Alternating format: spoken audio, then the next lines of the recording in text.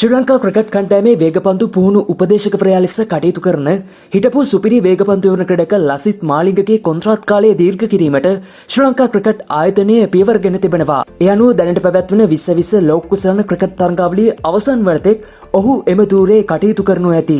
Cricket ක්‍රීඩාව යනු හුදෙක්ම ක්‍රීඩාවක් නොව එය රටක් වෙනුවෙන් තිබෙන කැපවීමක්. ඒ බව ලෝකයටම ඔප්පු කළ අපේ කාලයේ විශිෂ්ටතම ක්‍රීඩකයෙක් ලසිත් මාලිංග ඊයේ දවසේ සනත් ජයසූරිය මහතා FM නාලිකාවක් සමග පවත්වපු සාකච්ඡාවකදී මාලිංග ගැන ඉතාමත් සංවේදී වගේම ආඩම්බර විය හැකි පුවතක් අනාවරණය කළා. ලෝක කුසලාන තරඟාවලියේ අවසන් වන තෙක් ශ්‍රී ලංකා කණ්ඩායම සමග රැඳී සිටීමට මාලිංගගත් තීරණය පිටුපස විශාල කැපකිරීමක් තිබෙනවා.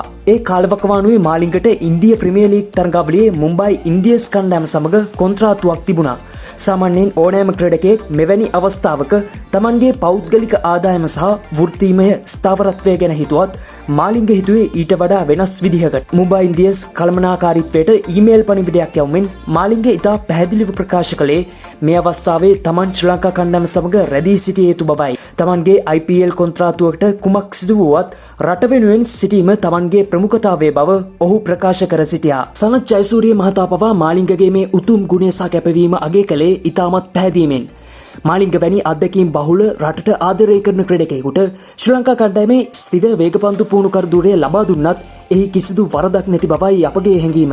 ශ්‍රී ලංකා කණ්ඩායම සුපිරි අටවටේ ක්‍රීඩා කරන පළමු තරගය හෙට එංගලන්ත කණ්ඩායම සමග පල්ලිකලේදී ආරම්භ වන්නේ පස්වරු 3ටයි. මෙම තරගය සඳහා දුෂ්මන්ත චමීර කණ්ඩායම සමග එක්වන බව වාර්තා වනවා.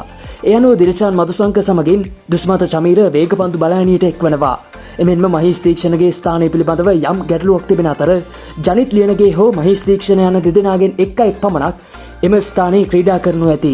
ඒ අනුව හෙට තරගයට ක්‍රීඩා කළ හැකි ශ්‍රී ලංකා කණ්ඩායම වන්නේ පැතුම් නිස්සංක, කුසල් ජනිත් පෙරේරා, කුසල් මෙන්ඩිස්, පවන් රත්නායක, දසුන් ශානක, කමිදු මෙන්ඩිස්, දුනිත් වෙල්ලාලගේ, දුෂාන් හේමන්ත, මහේෂ් තීක්ෂණ හෝ ජනිත් ලියනගේ, දිල්ෂාන් මදුශංක සහ දුෂ්මන්ත චමීර. 2026 T20 ලෝක කුසලානේ සුපර් 8 තරගවටයේ ආරම්භ වීමත් සමග ලෝක පූජිත ක්‍රිකට්තරු තමන්ගේ අදහස් ප්‍රකාශ කරමින් සිටිනවා.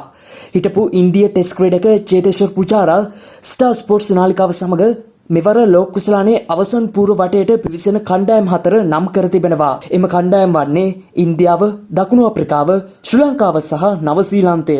ශ්‍රී ලංකා කණ්ඩායම අවසන් පූර්ව වටයට යයිද? මාලිංගගේ කැපකිරීම පිළිබඳව ඔබේ අදහසත් අපට කමෙන්ට් කරන්න.